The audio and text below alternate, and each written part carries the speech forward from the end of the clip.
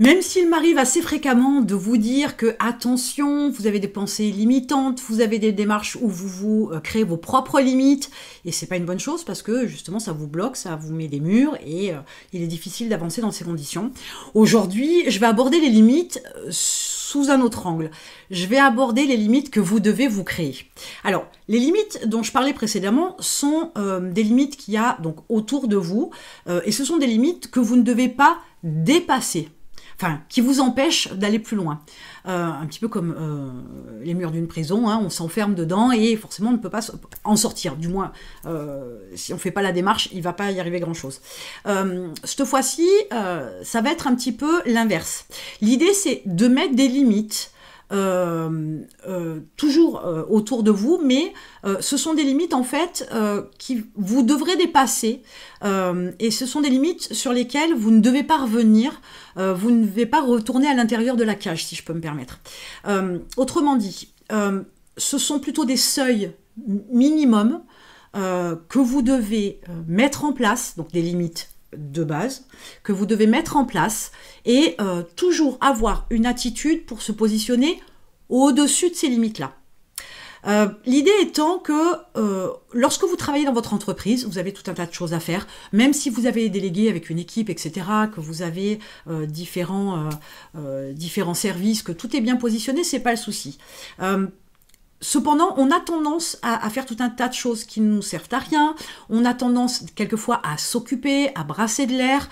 Et l'idée, c'est que pour pouvoir définir les limites, qui sont en fait les limites de votre liberté, vous devez être capable de positionner des choses, de cadrer des choses, de ne pas y revenir bien évidemment, et de ne pas céder.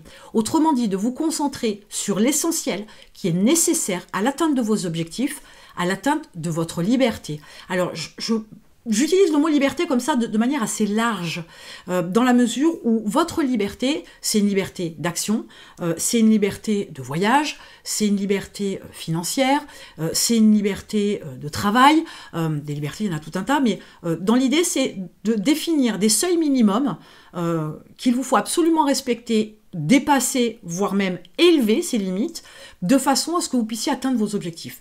Ne perdez pas de temps à vouloir faire des tours, des détours et des contours.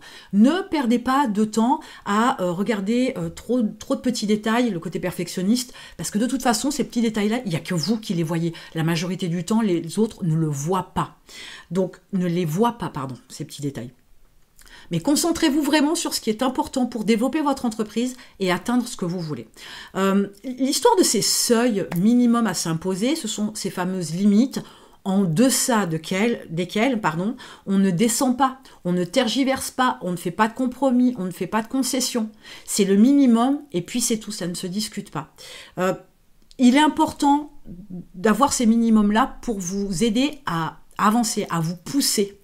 Si vous vous dites ça, je ne le veux plus, c'est mon minimum, c'est mon seuil max, en dessous duquel je ne veux pas descendre. Mon minimum, c'est ça et c'est rien d'autre. Je veux ça. Alors, par exemple, un revenu. Je veux 5 000 de revenus et je veux pas moins. Le fait de poser ces limites-là, c'est aussi vous mettre une sonnette d'alarme quand vous sentez que votre chiffre d'affaires est plus à la hauteur, que vous n'allez pas pouvoir vous verser ce type de salaire-là, etc. Ça vous pousse à agir différemment, à réfléchir différemment, à vous positionner différemment pour que vous n'ayez pas à descendre en dessous de cette limite-là, des 5 000 € de salaire que vous avez décidé. D'accord ?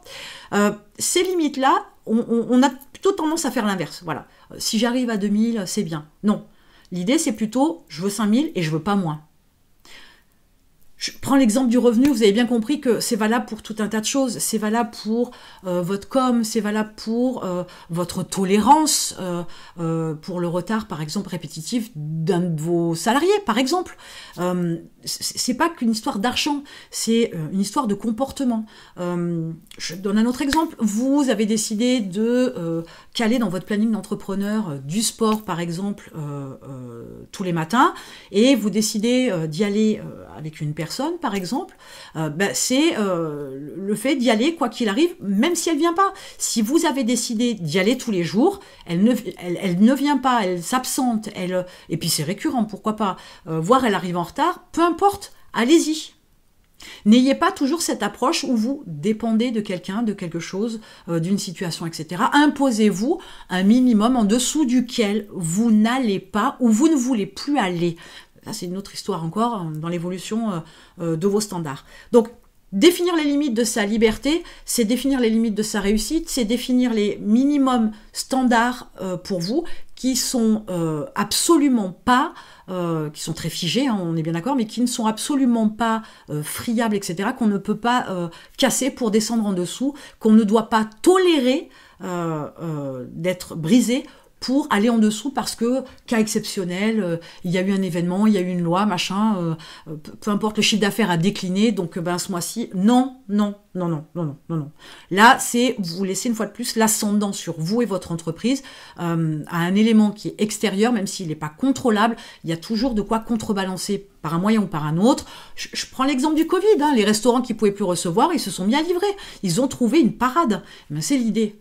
C'est l'idée. Si vous voulez toujours continuer à être au-dessus de vos limites et que vous ne voulez pas briser et redescendre en dessous, il va vous falloir trouver des parades, des astuces, des stratégies, d'autres actions, d'autres modes de fonctionnement. Et c'est autant dans les actions au quotidien dans votre entreprise que mentalement, c'est la même chose.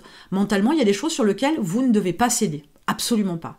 Et plus vous êtes respectueux des limites que vous vous êtes mis, plus vous les élevez au fur et à mesure, et plus vous vous sentirez fort. Il y a un certain contrôle, il y a une certaine motivation, il y a une certaine obsession, entre guillemets, quelque part, de non, ça c'est ma limite en dessous de laquelle je ne descendrai plus jamais.